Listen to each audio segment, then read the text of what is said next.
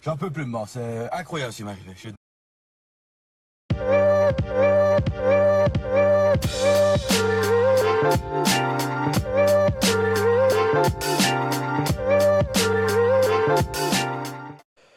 Et bonjour à tous et bienvenue sur la chaîne de l'Examen Crypto. Nous sommes le jeudi 1er mai 2025, il est 9h49.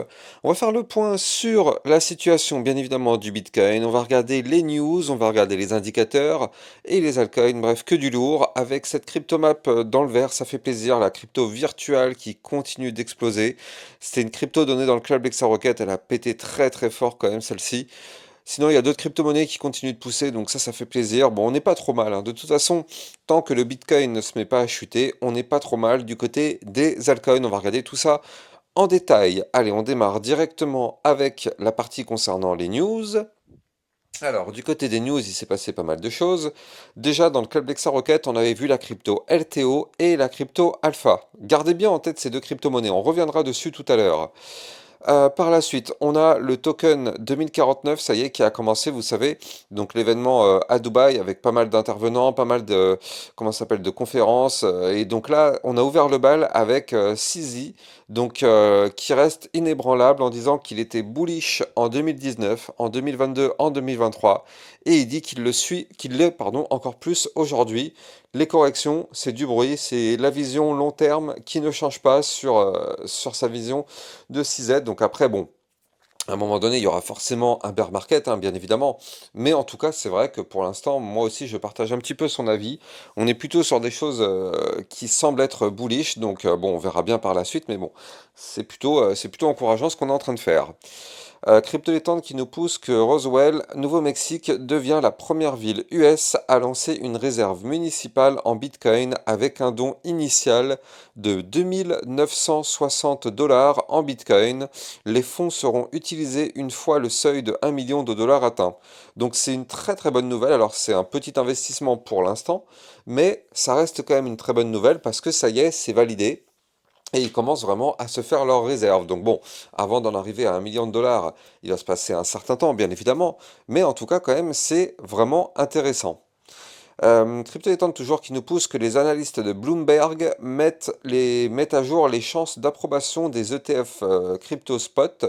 Donc les crypto index, donc Litecoin et Solana mènent la danse avec un 90% de chances d'approbation. Je ne sais pas si vous vous rendez compte, c'est quasiment sûr. Alors après, on a 85% le XRP. Bon, c'est un petit peu moins sûr, en tout cas pour l'instant, c'est pas encore gagné, mais bon, peut-être par la suite. Et après, on a quand même du 80% pour du Dogecoin, je ne sais pas si vous vous rendez compte. 80% pour du Dogecoin, Cardano 75%, Polkadot 75%, du Hbar 80%, Avalanche 75%. Donc c'est quand même quasiment acté, hein, on va pas se mentir, qu'il y aura des ETF. Maintenant, lesquels? Bah, c'est justement toute la question et aussi à quelle date, parce qu'en général, les demandes sont un petit peu repoussées avant d'être approuvées. Donc en tout cas, on sait qu'on a une deadline mi-juin. Mi-juin, c'était pour XRP. Je crois que c'était aussi pour Solana, il me semblait. Bon, en tout cas, on verra ça par la suite. Il reste encore un peu de temps avant d'avoir des potentielles approbations. Eric Trump qui déclare que les banques doivent adopter la crypto ou risquer malheureusement l'extinction. Donc c'est ce qu'il dit ouvertement et bah il faut pas se voiler la face, il a un petit peu raison quand même, on peut penser ce qu'on veut de l'énergumène, mais il a un peu raison dans le sens où en fait maintenant si les banques restent figées sur bah, en fait ce qu'ils sont habitués de faire, c'est-à-dire la finance traditionnelle, malheureusement c'est un petit peu à l'ancienne quoi. Il faut vraiment vivre avec son temps et il faut qu'il s'ouvre un petit peu au système crypto Web3. BlackRock dépose une demande pour lancer une classe d'actions numériques pour son fonds monétaire de plus de 150 milliards de dollars en utilisant la blockchain pour enregistrer la propriété sur la chaîne. Donc ça, c'est plutôt aussi une très très bonne nouvelle. La SEC abandonne son enquête sur le stablecoin de PayPal. Souvenez-vous, le PIUSD, donc c'est le stablecoin de PayPal. Il y avait eu des soucis, il y avait une enquête auprès de enfin, qui avait été ouverte par la SEC. Et donc là, ça y est, l'enquête est terminée, on n'en parle plus. Donc pour l'instant, le token, enfin le stablecoin de PayPal a de beaux jours devant lui. Le token de Mel 49, donc le PDG de Van Eck qui dit: nous espérons une approbation de l'ETF Solana. Donc bon bah ça aussi hein, ça va avec les 90% qu'on a vu tout à l'heure, mais quand même Van Eck c'est pas n'importe quoi comme entité, comme groupe, donc s'ils le disent, c'est qu'il y a quand même un bel espoir que ça arrive. Il ne reste plus que 5 jours, donc maintenant 4, pour que le secrétaire au Trésor livre son évaluation sur la création et la gestion de la réserve stratégique de Bitcoin, comme l'exige l'ordonnance exécutive de Trump du 6 mars. Donc là, du coup, bah, il y avait 60 jours effectivement qui avaient été donnés. On arrive à la fin, donc on va voir ce que ça va donner et on va voir si on prend la direction de cette réserve stratégique que tout le monde attend. Coinbase appelle la Cour suprême à défendre la vie privée dans la crypto-monnaie. Coinbase soutient un recours contestant l'accès de l'IRS aux données crypto sans mandat, invoquant une atteinte au quatrième amendement et à la vie privée numérique. Euh, Crypto qui nous pousse que la Chambre de Caroline du Nord adopte le projet de loi HB 92 autorisant le Trésor de l'État à investir jusqu'à 5% des fonds publics dans les crypto-monnaies. Donc ça aussi c'est une très très bonne nouvelle, quand même il n'y a que des bonnes nouvelles. La deuxième plus grande néobanque européenne, donc Bunk, qui s'associe à Kraken pour offrir des services de trading crypto à ses utilisateurs dans 6 pays européens à partir du 29 avril, donc à partir d'il y a 2 jours, donc c'est quand même assez ouf ça aussi. Et donc souvenez-vous, tout à l'heure je vous parlais de la crypto LTO et de la crypto Alpha, donc souvenez-vous, hein, c'était les deux cryptos qui avaient été donnés hier dans le club Lexarocket. Eh bien regardez ce qu'elles nous ont fait toutes les deux. Elles ont fait la première, donc LTO, un plus 35%. La crypto alpha a fait un plus 32%. C'est juste incroyable. Ça, c'est dans notre poche. Ne buez pas hein, si vous aussi vous voulez rejoindre le club Lexarocket pour recevoir des analyses de crypto régulièrement. Et si vous voulez avoir des suivis sur toutes ces crypto-monnaies-là. Et surtout si vous voulez avoir des potentiels cryptos à surveiller. Ça se passe dans le club. Le lien est en description de vidéo. Et n'oubliez pas, si vous aussi vous souhaitez rejoindre la communauté, vous avez un Discord qui est là, ça vous permet de vous entraider, vous poser des questions. Là aussi, le lien est en description de la vidéo, tout comme le lien Twitter officiel pour recevoir toutes mes news et mes actualités. Tous les liens sont en description de vidéo. Allez, on démarre la partie analyse technique. Avant ça, je rappelle à tout le monde que tout ce que je vais dire n'est en aucun cas un conseil financier. C'est à vous de faire vos propres recherches et n'oubliez pas que le trading de crypto comporte des risques de pertes partielles ou majeures. Allez. On démarre sur notre Bitcoin. Alors avant de démarrer sur le Bitcoin, on va regarder déjà les indicateurs. Alors déjà, on a un Fear and Greed Index qui repasse dans la neutralité. Vous le voyez, on est actuellement à 53. Donc ça, c'est plutôt pas mal, hein. Ça veut dire qu'effectivement, peut-être qu'encore une fois, cet indicateur nous a dit la vérité, c'est-à-dire que quand on est dans le vert, en général, c'est pas le moment d'investir. Quand on est dans le rouge, en général, c'est le moment de se lancer. Et donc là, du coup, effectivement, on a pu voir que on a été chercher des résistances quand on était dans le rouge. Regardez, il y a encore quelques jours, on était à 60, donc on était dans le vert, on était ici. Et donc derrière, on s'est mis à retracer un petit peu, ce qui est tout à fait normal. On va voir ensemble dans la vidéo si on est capable d'aller chercher des points un peu plus haut ou pas. Maintenant, ce qu'il faut quand même garder en tête, c'est qu'il y a deux gros clusters de liquidités à venir chercher. Un premier qui est ici au sud, il se situe entre les 91 500 et les 90 000 dollars, donc ça c'est un cluster à venir chercher. Et on en a un autre qui est juste au-dessus de notre tête, donc entre les 95 300 et les 96 400, et on a un autre qui est en train de se former à 97 500 jusqu'aux 98 550. Donc il y a quand même ces clusters à venir chercher. Lequel va être atteint en premier? Est-ce que c'est celui-ci au sud ou est-ce que c'est celui-ci au nord? Et bien ça, on va regarder ça justement dans la partie analyse technique. Alors je vais chercher mon petit Bitcoin. Voilà, il est ici. Hop là, on démarre cette analyse technique sur le Bitcoin à 95 062 dollars actuellement. Alors encore une fois, on ne peut pas crier victoire, même si encore une fois on est dans le vert. Il faut quand même se méfier. Je rappelle qu'on a une résistance ici qu'on n'arrive pas à breaker depuis une semaine à 95 100 dollars. Donc pour l'instant, on est encore une nouvelle fois en dessous de cette résistance. On est de nouveau en train d'essayer de breaker cette résistance, mais on n'y arrive pas. On touche, mais on n'arrive pas.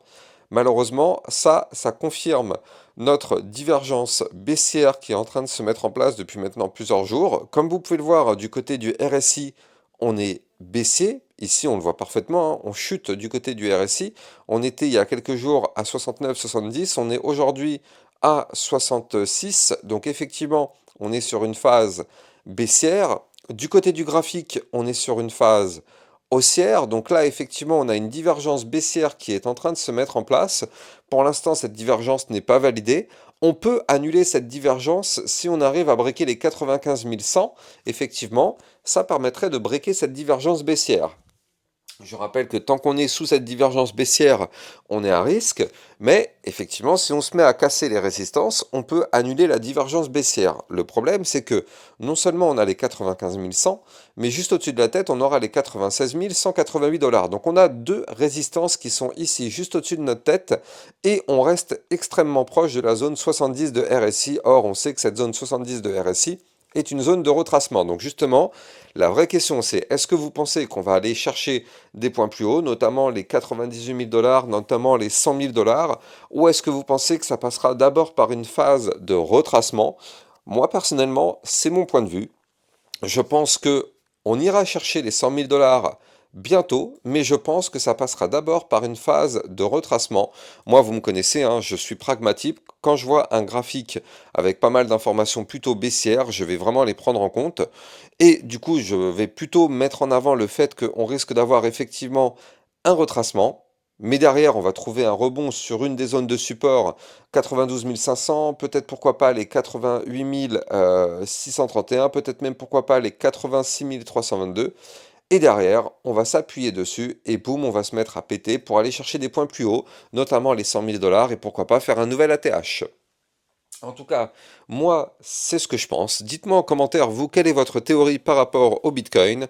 Mais tant que je vois cette divergence baissière, malheureusement, moi, je reste très prudent, même si, effectivement, on peut se mettre à la péter, cette divergence, hein, comme je vous l'ai dit, on est vraiment tout proche de la breaker, mais derrière, on va pas se voiler la face, hein. Au pire, on a quand même trois résistances. On a les 95 100, on a les 96 188 et on a les 98 018. Donc on a trois résistances ici, comprises dans cette zone-là.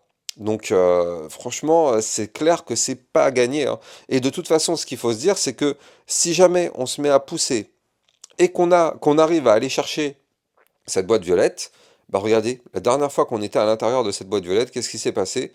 Eh ben on a eu un retracement direct. Donc là, du coup, vous le voyez, au pire, même si on se met à pousser, on peut très bien aller chercher les 98 000, mais ça voudrait dire qu'on serait dans la zone de retracement, donc derrière, on s'exposerait à un énorme risque de retracement. Donc vous l'avez compris, voilà, faut vraiment rester pragmatique, il faut vraiment laisser de côté ses émotions. Oui, on a tous envie que le Bitcoin aille chercher les 100 000 dollars et même plus. On a tous envie que ça se passe le plus vite possible. Malheureusement, il faut laisser le temps au marché de faire les choses. On a déjà pu profiter sur ma chaîne YouTube de cette poussée haussière, on l'avait largement anticipé. Maintenant, attention, on sait que derrière une poussée haussière, on a un retracement. Donc là, il est en train de se préparer. Pour l'instant, il n'est pas encore gagné. De toute façon, tant qu'on reste à l'intérieur de cette zone de consolidation, comme vous pouvez le voir, on est en train de former un joli range ici entre deux niveaux clés. Donc on a le niveau clé du bas du range qui est ici à 92 092. On a un haut de range ici à 95 479. Tant qu'on est à l'intérieur de ce range, eh bien tout simplement, on va rester dans une situation de latéralisation. On a des bandes de Bollinger ultra méga compressées par contre, hein. Ça, c'est extrêmement important ce paramètre-là. Ça veut dire que le mouvement de sortie sera un mouvement impulsif. Attention à ça. Alors on espère bien sûr que ce sera un mouvement haussier, mais il y a un mouvement très très impulsif qui est en train de se préparer sur le Bitcoin. On le voit parfaitement avec des bandes de Bollinger ultra concentrées.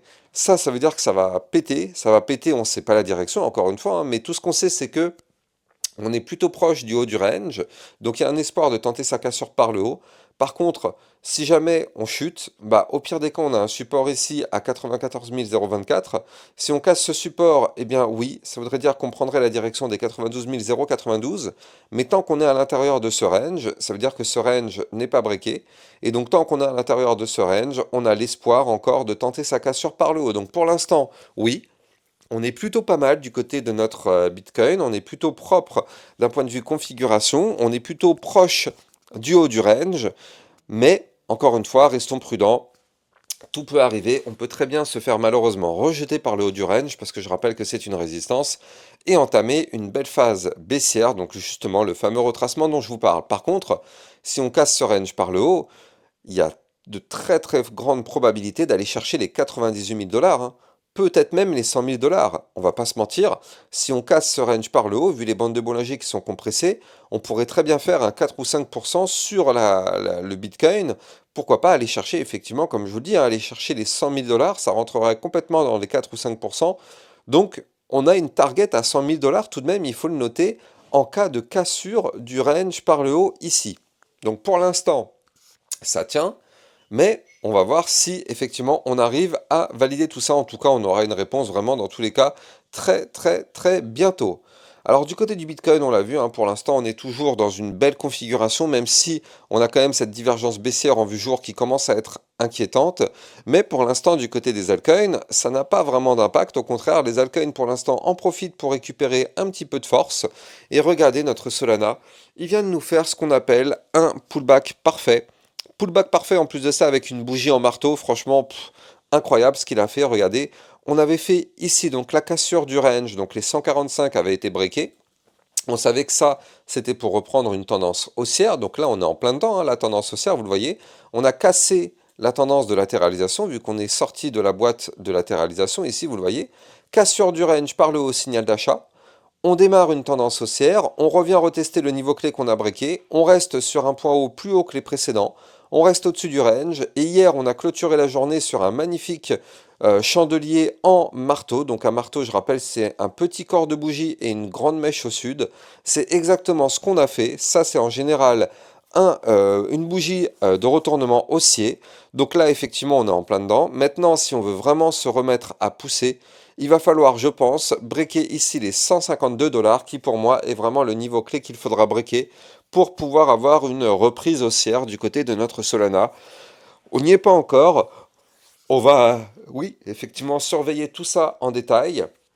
Encore une fois, c'est que de l'analyse technique, hein. Tout dépend aussi derrière de la macroéconomie. À la seconde où il y a une mauvaise nouvelle, malheureusement, il y a tout qui se met à chuter. Mais pour le moment, en tout cas, la configuration du Solana est plutôt propre et ce serait pas une surprise de voir un Solana retourner à 160, 170, peut-être même 190 dollars dans les prochains jours. On va surveiller tout ça en détail, sauf si bien évidemment le Bitcoin se met à retracer. Et vous le savez, dès qu'il retrace, tout le marché crypto va chuter avec lui. N'oubliez pas que si vous aussi vous souhaitez trader toutes les crypto-monnaies, vous pouvez utiliser mon lien de parrainage Binance que vous avez en description de vidéo. Ça vous permet d'obtenir un bonus à vie sur vos frais de trading et surtout ça vous permet de trader sur une plateforme enregistrée PSAN auprès de l'AMF. N'oubliez pas aussi de vous abonner pour recevoir tous les jours 1, 2 à 3 vidéos concernant le Bitcoin et les altcoins. Et n'oubliez pas aussi de liker, commenter, partager. Vous le savez, ça participe au référencement de ma chaîne YouTube. Je vous souhaite de passer une très bonne journée. Je vous dis à plus tard. Ciao, ciao. Bitcoin, Ethereum, you know the drill. Lost it all but came back with the skill. I lost it all but now I'm back. Crypto millionaire, that's a fact. Diamond hands through the crash. Now my wallet's looking stacked. Bounce back stronger than before. Digital money making me soar. Learn my lessons, played it smart. Crypto king from the start.